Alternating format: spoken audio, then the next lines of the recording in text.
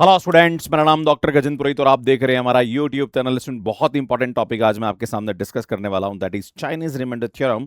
और इस पे बेस्ड नंबर थ्योरी पे काफी सारे क्वेश्चंस एग्जाम में, आप अगर बीटेक कर रहे हैं या बीएससी कर रहे हैं या हायर मैथमेटिक्स में किसी भी एग्जाम की तैयारी कर रहे हैं, like CSIR net, IIT JM या और भी सेट एग्जाम्स या टीजीटी पीजीटी एग्जाम, अगर आपके सिलेबस में नंबर थ्योरी है तो इस टॉपिक पे बेस्ड क्वेश्चन एग्जाम में पूछ लिए जाते हैं।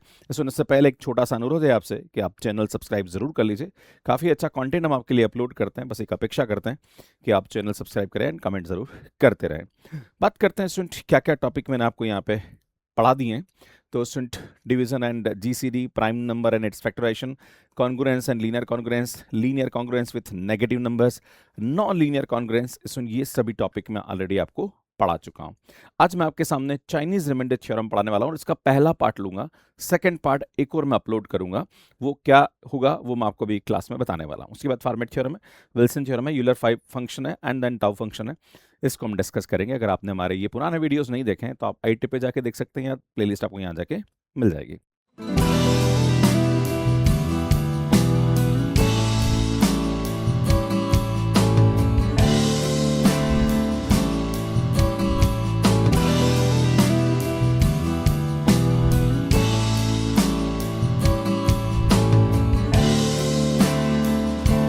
बात करते हैं student, system of linear congruence. अगर हमारे पास इस प्रकार का कोई भी लीनियर कॉन्ग्रुएंस दे रखा है तो आपको उसका सॉल्यूशन निकालना कि x की ऐसी कौन सी वैल्यू है जो इन सबको सेटिस्फाई करे, वो आपको यहाँ पे निकालना होता है। जैसे मैं आपके सामने एग्जांपल लेता हूं कि अगर हमारे पास इस प्रकार का कोई भी कॉन्ग्रुएंस इक्वेशन दे रखी है, सिस्टम ऑफ इक्वेशन दे रखी है और आपको इसको सॉल्व करना है, तो यहाँ पे दो टाइप की प्रॉब्लम्स एग्जाम में आती है। एक तो ये प्रॉब्लम आती है कि जो भी हमारे पास यहाँ पे नंबर दे रखा है 3 और 5 है ना मोड में, उसका जीसीडी 1 होना चाहिए। अगर जीसीडी 1 है तो आप यहाँ पे चाइनीज रिमाइंडर थ्योरम यूज कर सकते हैं। अगर जीसीडी यहाँ पे 1 नहीं है तो इसके लिए दूसरा मेथड यहाँ पे यूज आता है, जो कि मैं आपको बताऊंगा। जैसे मैं आपके सामने एग्जांपल देता हूं, यहां पे अगर आप देखिए तो मोड में 2 और 4 आ रहा है, इस सिस्टम ऑफ कॉन्ग्रुएंस इक्वेशन को सॉल्व करना है, तो यहां पे इसका जो जीसीडी आ रहा है वो 2 आ रहा है। मतलब आपको यहां पे क्या करना पड़ेगा भैया, चाइनीज रिमाइंडर थ्योरम यहां पे यूज नहीं होगी, इसके लिए एक दूसरा मेथड यहां पे यूज करना पड़ेगा। तो ये एक थोड़ा सा ध्यान रखने वाली आवश्यकता है कि चाइनीज रिमाइंडर थ्योरम तभी यूज होती है जब यहाँ पे जो भी सिस्टम ऑफ कॉन्ग्रुएंस इक्वेशन दे रखी है उनमें जो मोड में वैल्यू है उसका जीसीडी 1 होना चाहिए। अगर 1 नहीं है तो हम यहाँ पे दूसरा मेथड यूज करते हैं, which is not a Chinese remainder theorem. तो ये मैं आपको नेक्स्ट वीडियो में बताने वाला हूं। इससे पहले मैं आपको इस टाइप की जो इक्वेशंस हैं उसको कैसे सॉल्व करते हैं वो हम यहाँ पे डिस्कस करेंगे। Chinese remainder theorem is powerful tool to solve specific type of puzzles. हमारे पास थ्योरम दे रखी है, जैसे ये m1 m2 m के with the positive integer and that are pairwise coprime. मतलब इसका मतलब ये हुआ कि इनका जीसीडी 1 है। इस प्रकार से हमारे पास इक्वेशन दे रखी है। तो सबसे पहले हम क्या करेंगे, m1 m2 जितने भी हमारे पास m आ रहे हैं उनका प्रोडक्ट करेंगे। प्रोडक्ट करने के बाद हम क्या करेंगे, यहाँ पे capital M1 capital M2 capital M3 इनकी वैल्यू यहाँ पे निकालते हैं इस तरीके से ना। यहाँ पे हम कैपिटल M1 M2 इस तरह से निकालेंगे। मैं आपको भी क्वेश्चन सॉल्व करूंगा, वहां से आपको समझ में आ जाएगा। फिर हमारे पास यहाँ पे A1 B1 M1 आएगा, A2 B2 M2 आएगा। वो सब की वैल्यू हम उठा के यहाँ पे रखेंगे और मॉड M इस जो system of linear congruence equation थी उसका ये एक सॉल्यूशन होगा। मैं आपको बताऊंगा एग्जैक्टली हम करना क्या चाहते हैं यहाँ पे चाइनीज रिमाइंडर थ्योरम में। जैसे मैं आपके सामने एग्जांपल देता हूं, है ना। हम दोनों चीज समझेंगे यहाँ पे, चाइनीज रिमाइंडर थ्योरम भी समझेंगे और उसके पीछे का जो कंसेप्ट है वो भी समझने की कोशिश करेंगे कि एग्जैक्टली हम करना क्या चाह रहे हैं। मान लीजिए हमारे पास एक इक्वेशन ये देखिए, देखो अगर आपको कॉन्ग्रुएंस के बारे में आइडिया नहीं है तो पहले कॉन्ग्रुएंस समझ लीजिए। उसके लिए मैंने काफी सारे वीडियोस 3 से 4 वीडियोस के ऊपर अपलोड किए हैं। इस प्रकार से हमारे पास एक इक्वेशन ये भी दे रखी है, ध्यान दीजिएगा, 2 mod 5। सबसे पहले अगर मैं इसका नॉर्मल बात करूं कि यार मुझे इस इक्वेशन को सॉल्व करना है, तो नॉर्मल तरीका, फिर हम चाइनीज रिमाइंडर थ्योरम पे आते हैं। इसका मतलब ये होता है कि x माइनस 1 डिवाइडेड बाई 3, मतलब x में अगर आप 3 से डिवाइड करोगे तो 1 रिमाइंडर आएगा। इसका मतलब ये होता है कि x में अगर मैं 5 से डिवाइड करूंगा तो 2 रिमाइंडर आएगा। क्लियर, इसका मतलब ये होता है। अगर मैं आपके सामने बोलूं तो यहाँ पे हमारे पास x ऐसे कौन कौन से हो सकते हैं, तो इसकी जो वैल्यू होती है, अगर मैं इसके बारे में बात करूं तो यहाँ पे ऐसे जो x होंगे वो हमारे पास 3k प्लस 1 टाइप के होंगे, है ना। और अगर मैं इस इक्वेशन की बात करूं तो यहाँ पे जो हमारे पास x आएंगे, है ना, इसकी बात करूं तो यहाँ पे जो हमारे पास x0 आएगा वो हमारे पास कैसा आएगा भैया, 5k प्लस 2 टाइप का आएगा। आप बोलोगे सर कैसे, भैया अगर मैं k की वैल्यू 1 रखूं तो यहाँ 4 आएगा, और 4 में 3 का भाग लगाओगे 1 रिमाइंडर आएगा। अगर मैं k की वैल्यू 2 रख दूं तो भैया 6 और 1 7, 7 में 3 का भाग लगाओगे भैया 1 रिमाइंडर आएगा। क्लियर है? इसका मतलब ये हुआ। और ये इसका सॉल्यूशन मतलब अगर मैं k की वैल्यू 1 रखूं और 1 रखूं यहाँ पे तो 7 आएगा, और 5 को मैं 7 से भाग लगाऊं 2 रिमाइंडर आएगा। अगर मैं 2 रखता हूं तो यहाँ पे क्या रहा भैया 12, और 12 में हम 5 का भाग लगाएंगे 2 रिमाइंडर आएगा। मतलब ये इसका सॉल्यूशन दे रहा है, ये इसका सॉल्यूशन दे रहा है। तो एक काम करता हूं, मैं इसके सॉल्यूशंस पता करता हूं यार क्या क्या सॉल्यूशन ये दे रहा है। तो मैं k की वैल्यू यहाँ पे क्या करता हूं भैया, सबसे पहले 0 रखता हूं तो 2। अगर मैं k की वैल्यू 1 रखता हूं तो 7, k की वैल्यू यहाँ पे 2 रखता हूं तो यार ये आएगा हमारे पास 12। तो 5 5 का डिफरेंस आता जा रहा है, देखो आप है ना, 5 तो यार 12 और 5 यहाँ पे कितना होगा 17, 17 और 5 यहाँ पे कितना आएगा 22, है ना, 22 और 5 हमारे पास कितना आएगा भैया, हमारे पास ये आएगा 27। इस तरह से चलता रहेगा। अगर मैं आपको इसकी बात करूं कि भैया इसके सॉल्यूशंस हमारे पास क्या आएंगे, तो यार यहाँ पे k की वैल्यू 0 रखेंगे तो 1, फिर k की वैल्यू में 1 रखूंगा तो 4, k की वैल्यू 2 रखूंगा तो भैया कितना आएगा 6 और 1 7, तो 3 3 का डिफरेंस आ रहा ना, 3 का डिफरेंस आएगा तो भैया यहाँ पे कितना आएगा, ध्यान दीजिएगा, 7 और 3 10, 10 और 3 13, 13 और 16 19 22। तो आप देख रहे हो हमारे पास यहाँ पे जो सॉल्यूशन आ रहा है वो क्या आ रहा है स्टूडेंट, 22 आ रहा। एंड एक और सॉल्यूशन हमारे पास यहाँ पे और क्या दिख रहा है भैया, कॉमन सॉल्यूशन कुछ दिख रहेगा यहाँ पे 7, तो एक और 7 हमारे पास यहाँ पे क्या आ रहा है भैया, कॉमन सॉल्यूशन आ रहा। और जो इसका डिफरेंस आ रहा, देखो 7 और 22 का डिफरेंस कितना आ रहा, 15 आ रहा, देखो आप 15 आ रहा है ना, जो कि इसके जीसीडी के मतलब एलसीएम के बराबर था, माफी चाहूंगा। तो हमारे पास इसका जो सॉल्यूशन का जो होगा वो हमारे पास भी एक एपी, देखो सब एपी बन रही है ना, 7 आएगा, फिर 22 आएगा, फिर नेक्स्ट 15 का डिफरेंस की बात करेंगे तो 15 की बात करेंगे तो यार ये आएगा हमारे पास 7, 37, इस तरह से आ जाएगा।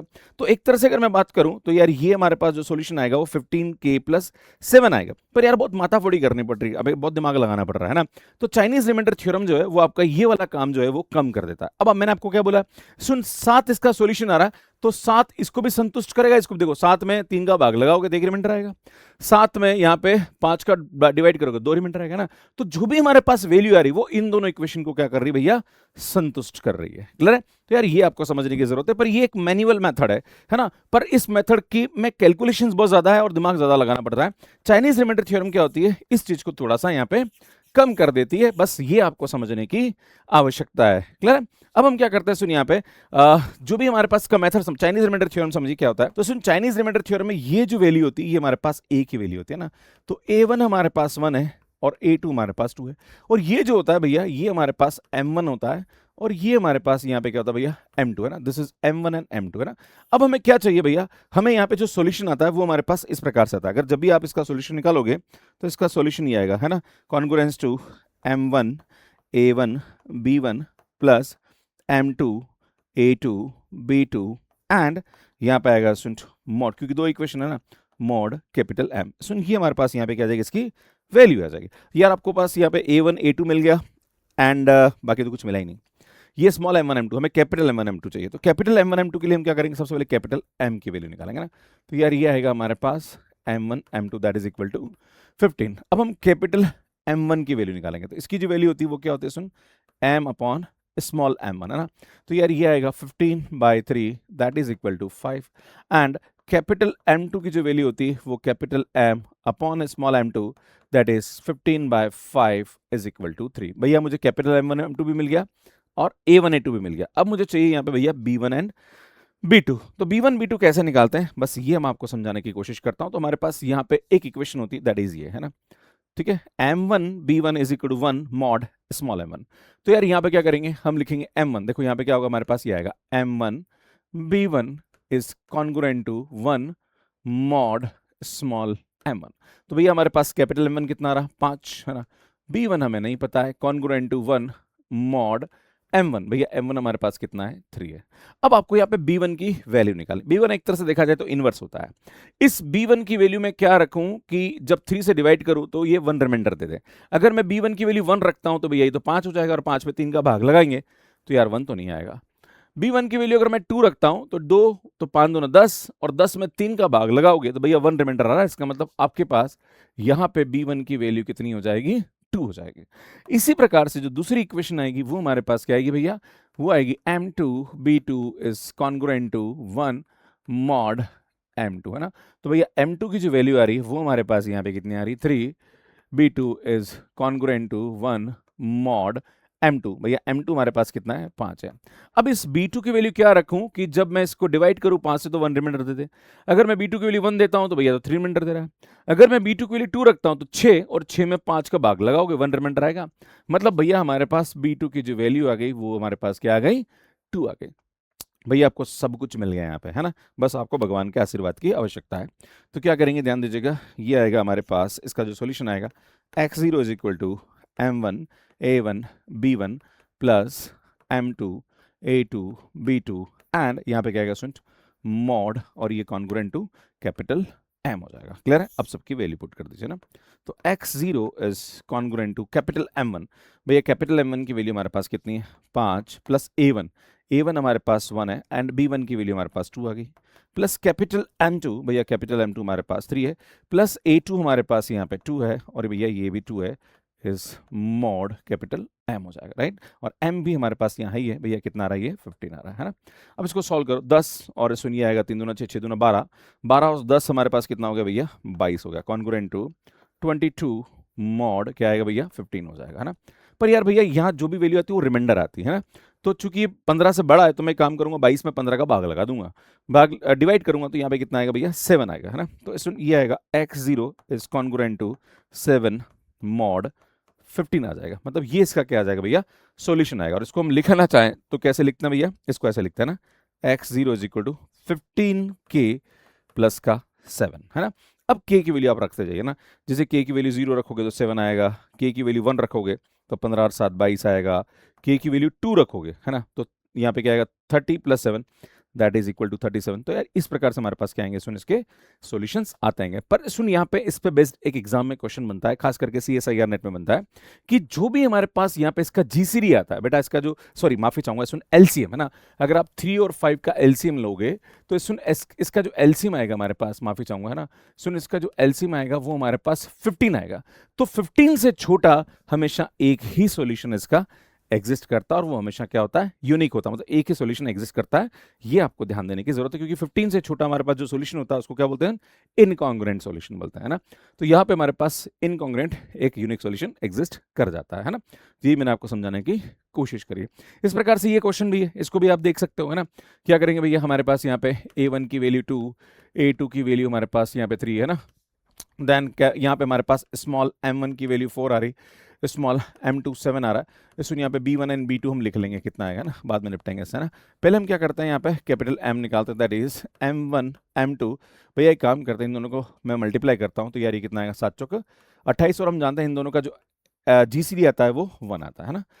अब हम क्या करते हैं कैपिटल M1 निकालते हैं, तो कैपिटल M1 क्या होता है सुन m upon small m1 that is 28/4। तो यार भैया ये कितना आएगा, मैं इसको कैपिटल M1 लिखता हूँ, ज़्यादा अच्छा रहेगा ना। तो यार ये हमारे पास 7 आ जाएगा, है ना, ठीक है। इसी प्रकार से कैपिटल M2 की बात करेंगे तो यार capital M upon small m2, भैया ये 28 दैट इज इक्वल टू 4। तो यार यहाँ पे हमारे पास इसकी वैल्यू क्या आ जाएगी 4 आ जाएगी, है ना। अब मुझे क्या चाहिए भैया, एक तो चाहिए b1 एंड b2, है ना। तो उसके लिए हम जानते हैं यहाँ पे जो इक्वेशन आती है वो हमारे पास क्या होती है भैया, वो आती है m1 b1 is congruent to 1 mod small m1, है ना। तो कैपिटल M1 की जो वैल्यू है वो हमारे पास 7, b1 is congruent to 1 mod small m1 that is equal to 4। अब मुझे बताओ इस b1 की वैल्यू क्या रखूं कि मैं 4 से डिवाइड करूं तो 1 रिमाइंडर आ जाए, है ना। तो यार b1 की वैल्यू 1 रखूंगा तो नहीं आएगा, 2 रखूंगा तो 7 दूना 14 और 14 में 4 का भाग लगाओगे तो 2 आएगा। b1 की वैल्यू मैं 3 रखता हूं तो 7 या 21, 21 में 4 का भाग लगाओगे तो भैया 1 आ जाएगा। इसका मतलब b1 की जो वैल्यू होगी वो हमारे पास 3 हो जाएगी, राइट। इसी प्रकार से नेक्स्ट अगली इक्वेशन लिखेंगे, भैया समझ में आ रहा होगा, है ना। सुन m2 b2 is congruent to 1 mod m2 हो जाएगा ना। तो m2 हमारे पास यहाँ पे कितना है भैया, हमारे पास 4 है, and b2 is congruent to 1 mod m2, और m2 की वैल्यू हमारे पास यहाँ पे क्या आएगी भैया 7 आ जाएगी। अब ध्यान दीजिएगा इस b2 की वैल्यू में क्या रखूंगी, 7 से भाग लगाऊं तो 1 रिमाइंडर आ जाए, है ना। तो b2 की वैल्यू 1 रखता हूं तो 4 रिमाइंडर आएगा, 2 रखूंगा तो 8, और 8 में 7 का भाग लगाओगे तो भैया हमारे पास 1 रिमाइंडर आ रहा है, मतलब इसकी वैल्यू 2 हो जाएगी। नाउ हम जानते हैं कि इस प्रकार की जो इक्वेशन होती है उसका जो सॉल्यूशन होता है वो हमारे पास क्या होता है भैया, m1 a1 b1 plus m2 a2 b2 mod, यहाँ पे क्या आएगा भैया कैपिटल M हो जाएगा ना। तो x0 इज इक्वल टू इस कॉन्ग्रुएंट टू, यहाँ पे क्या आएगा सुन m1, यहाँ पे देखो आप, मैं काम करता हूँ सुन, यहाँ पे b1 b2 की वैल्यू भी रख देता हूँ ना। तो अगर आप देख रहे हो सुन, तो B1 की वैल्यू हमारे पास यहाँ पे कितनी आ रही भैया, 3 आ रही, एंड B2 की वैल्यू यहाँ से कितनी आ रही भैया, 2 आ रही, ताकि बीमारी खत्म है ना, यहाँ पे रखने में दिक्कत नहीं आएगी ना। तो देखो यार, यहाँ से हमारे पास क्या चाहिए, M1 हमारे पास 7 है, उसके बाद A1 दैट इज 2, है ना, ठीक है ना, एंड यहाँ पे हमारे पास B1 कितना है भैया, B1 3 है ना, प्लस M2, सुन M2 हमारे पास 4 है, देन हमारे पास यहाँ पे A2 that is equal to 3, और B2 की वैल्यू हमारे पास यहाँ पे क्या रही, 2, एंड मॉड, और यार ये हमारे पास कितना आएगा भैया, 28 आ जाएगा ना। इसको सॉल्व करेंगे तो भैया कितना आएगा, ये आएगा 3 दूना 6 और 7 छंग 42, और ये आएगा हमारे पास 4 तिया 12 12 दूना 24, है ना। अगर आप चाहो तो हम क्या करेंगे, सुन यहाँ पे इसको ऐड कर दो, है ना, तो ऐड करेंगे तो कितना आएगा भैया, ये आएगा 6 और 6 66, है ना। तो x0 is congruent to 66 mod 28, पर ये रिमाइंडर होता है तो ये 28 से छोटा होना चाहिए। तो जैसे आप 28 से भाग लगाओगे तो सुनिए आएगा हमारे पास 2 बार जाएगा 56, एंड 56 में 66 माइनस करेंगे तो 10 रिमाइंडर आ जाएगा। तो x0 is congruent to 10 mod 28 हो जाएगा। मतलब इसका जो सॉल्यूशन आएगा वो हमारे पास कैसा आएगा भैया, x0 is equal to 28k plus का 10। तो भैया k की जो वैल्यू अगर आप रखते जाओगे यहाँ पे सॉल्यूशन, तो एक बार तो 10 आएगा, फिर नेक्स्ट आएगा हमारे पास 38, है ना। इस प्रकार से हमारे पास यहाँ पे इसका सॉल्यूशन आता जाएगा। नेक्स्ट सॉल्यूशन जो आएगा वो क्या आएगा, सुन 66 आ जाएगा हमारे पास, है ना। ये हमारे पास यहाँ पे क्या आता है, सुन इसके सॉल्यूशंस आता है ना। तो मुझे लगता है कि चीज़ें आपको समझ में आ गई होगी, और ये मैंने आपको समझाने की कोशिश करिए। नेक्स्ट आपसे बोला जा रहा है कि सॉल्व द, अब देखो यहाँ पे 3 अगर हमारे पास कॉन्ग्रुएंट इक्वेशन दे रखी है तो कैसे हम यहाँ पे इसको सॉल्व करते, तो भैया 3 में तो कोई लफड़े वाली बात ही नहीं है ना। क्या करेंगे भैया, यहाँ पे हमारे पास A1 है ना, A2 एंड A3, सॉरी, है ना। तो सुन ये हमारे पास A1 A2 A3 होते हैं, दैट इज 1 2 एंड 3, क्लियर है। अब मुझे यहाँ पे एक काम करना, मैं काम करता हूँ, लिख ही देता हूँ ना, क्योंकि मुझे बार बार वैल्यू चाहिए होती है ना, B1 B2 and B3, and यहाँ पे मुझे एक चाहिए capital M1 capital M2 capital M3 and small M1 M2 M3, यहाँ लिख देता हूँ ना। तो सुन small M1 M2 and M3 वो हमारे पास ये तीनों रहेगा, है ना। ये small M1 M2 M3 that is equal to यहाँ पे कितना है भैया, 3 4 एंड 5, है ना। ये हमारे पास यहाँ पे इसकी वैल्यू है। अब भैया मुझे करना क्या है, मुझे यहाँ पे क्या करना है, सुन यहाँ पे निकालना सबसे पहले कैपिटल M, है ना। तो कैपिटल M क्या होता है, सुन M1 M2 एंड M3 तीनों का मल्टीप्लिकेशन, है ना। तीनों का मल्टीप्लिकेशन करोगे 4 तिया 12 एंड 12 पंजा 60 60 आ जाएगा। अब कैपिटल M1 निकालते हैं, तो कैपिटल M1 क्या होता है, सुन M अपॉन स्मॉल M1, है ना। तो ये आएगा 60 upon 3 that is equal to यहाँ पे कितना आएगा भैया 20, है ना। तो यार यहाँ से हमारे पास इसकी जो वैल्यू आएगी वो 20 आ जाएगी, राइट। इसी प्रकार से M2 निकालेंगे तो capital M upon small M2, है ना। तो कैपिटल M में 60 में 4 का भाग लगाओगे तो 15 आ जाएगा भैया, है ना। तो यार ये हमारे पास क्या आएगा 15 आ जाएगा, राइट। इसी प्रकार से M3 निकालेंगे कैपिटल, है ना। तो कैपिटल M3 जो होगा वो हमारे पास M अपॉन स्मॉल M3 आएगा, है ना। That is 60 upon soon M3 हमारे पास 5 है, तो ये कितना आएगा भैया 12, है ना। तो यार ये हमारे पास यहाँ पे इसकी वैल्यू आ गई। अब मुझे क्या चाहिए भैया, B1 B2 एंड B3 चाहिए, है ना। तो उसके लिए मैं क्या करूँगा, सुनिए यहाँ पे पहली इक्वेशन लिखेंगे, that is M1 B1 is congruent to 1 mod small M1, है ना। तो सुन M1 B1, है ना।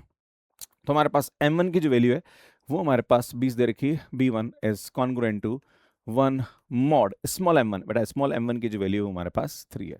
अब ध्यान दीजिएगा, इस B1 की वैल्यू में क्या रखूं कि 3 से भाग लगे तो 1 रिमाइंडर आए। तो B1 की वैल्यू अगर मैं 1 रखता हूं और 3 से भाग लगाता हूं तो 20 में 3 का भाग लगाऊंगा 2 रिमाइंडर आएगा, मतलब नहीं है। सुन 2 रखते हैं 40 और 40 में 3 का भाग लगाएंगे तो सुन यहाँ पे 39 होगा और 1 रिमाइंडर आ जाएगा। मतलब हमारे पास जो B2 की वैल्यू आ रही वो कितनी आ रही भैया, 2 आ रही। तो हमारे पास जो B1 की वैल्यू आ रही वो कितनी आ रही भैया, 2 आ रही। मतलब यहाँ से हम B1 को 2 रख देंगे, है ना। नेक्स्ट, है ना, अगला हमारे पास क्या होगा, सुन अगली जो इक्वेशन होगी वो हमारे पास यहाँ पे क्या होगी, है ना, वो होगी हमारे पास M2 B2 is congruent to 1 mod small M2 हो जाएगा ना। तो कैपिटल M2 हमारे पास यहाँ पे 15 and B2 is congruent to 1 mod small M2 हमारे पास कितना रहा भैया 4। अब देखो B2 की वैल्यू 1 रखता हूँ और 15 में 4 का भाग लगाता हूँ तो 1 रिमाइंडर नहीं आएगा, है ना। B2 की वैल्यू में 2 रखता हूँ तो 30 और 30 में 4 का भाग लगाते हैं, है ना। तो यार 1 रिमाइंडर नहीं आता, 2 आता है ना। अगर मैं 3 रखता हूँ तो यार 15 3 45 और 45 में 4 का भाग लगाएंगे तो 44 और 1 रिमाइंडर आ जाएगा। मतलब हमारे पास यहाँ पे B2 की जो वैल्यू आएगी वो कितनी आएगी भैया 3 आ जाएगी। मतलब यार इसकी वैल्यू हमारे पास कितनी आ रही है 3 आ रही है, क्लियर है। इसी प्रकार से नेक्स्ट अगली इक्वेशन पकड़ेंगे भैया, है ना। अगली इक्वेशन क्या हो रही है भैया, ये आएगी M3 B3 is congruent to 1 mod, यहाँ पे क्या आएगा भैया M3 आ जाएगा, है ना। तो यार हमारे पास क्या होगा, सुन M3 B3, है ना। तो M3 तो हमारे पास यहाँ पे दे रखा है कैपिटल M3 दे रखा है 12 है ना, और ये B3 आ जाएगा congruent to 1 mod small m3। भैया स्मॉल m3 हमारे पास 5, तो यार हम B3 की वैल्यू क्या रखें कि 5 से भाग लगाए तो 1 रिमाइंडर आए। तो यार B3 की वैल्यू 1 रखता हूँ तो 2 रिमाइंडर आएगा, 2 रखता हूँ तो 12 दिया 24, और 24 में 5 का भाग लगाते हैं तो यार 4 रिमाइंडर आता है, 3 रखता हूँ तो 12 दिया 36, और 36 में 5 का भाग लगाते हैं तो भैया 1 रिमाइंडर आ जाता है ना। तो B3 की जो वैल्यू होगी वो हमारे पास 3 आ जाएगी। क्लियर है? तो भैया ये भी हमारे पास 3 आ जाएगी। क्लियर है? अब हमें क्या करना भैया, इसका सॉल्यूशन लिखना है। तो सॉल्यूशन हमारे पास क्या होता है, सुन, x0 is congruent to m1 a1 b1 plus m2 a2 b2 plus m3 a3 b3 is mod capital M, right. ये हमारे पास यहाँ पे क्या आ जाएगी, इसकी वैल्यू आ जाएगी। अब m1 b1 है ना, इन तीनों को मल्टीप्लाई करो भैया, इन तीनों को मल्टीप्लाई करो कितना आएगा 40 है ना। तो x0 इज कॉन्ग्रुएंट टू 40। अब नेक्स्ट तीनों को मल्टीप्लाई करो है ना, तो 15 दूना 30 और 30 तिया 90 है ना, प्लस नेक्स्ट तीनों को मल्टीप्लाई किया 3 तिया 9 और 12 में 108 है ना। भैया ये आएगा एन मॉड कैपिटल M, भैया ये कितना आ रहा है 60 आ रहा है। क्लियर है? अगर आप देखोगे तो यार हमारे पास 9 और 4 13 तो 130 आ रहा है, और 130 में 108 जुड़ेंगे 238 है ना।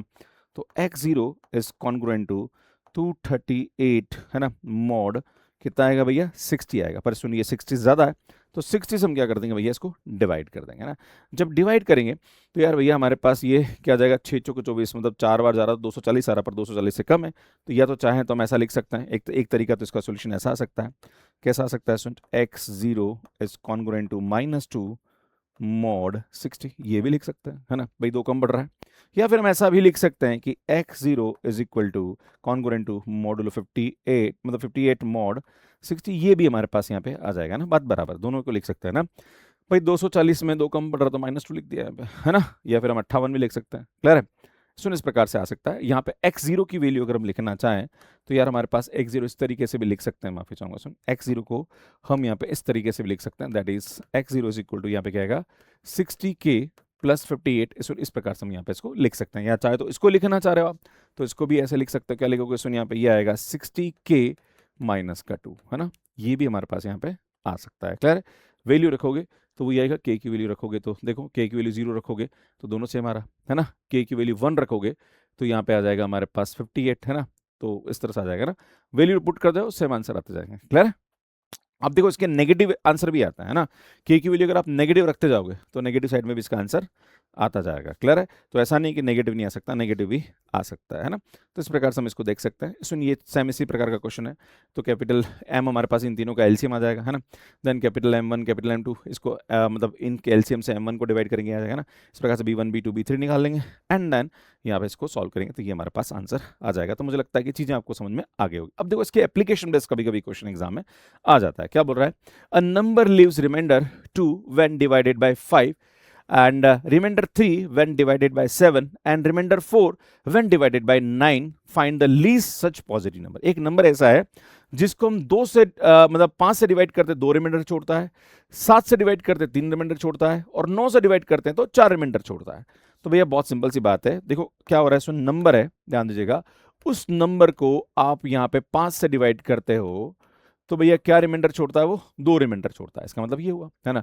और जब आप इसको 7 से डिवाइड करते हो, ध्यान दीजिएगा, तब रिमाइंडर कितना छोड़ता है भैया, है ना, जब 7 से डिवाइड करते हो तब रिमाइंडर छोड़ता है यहाँ पे 3 है ना, तो भैया ये आ जाएगा।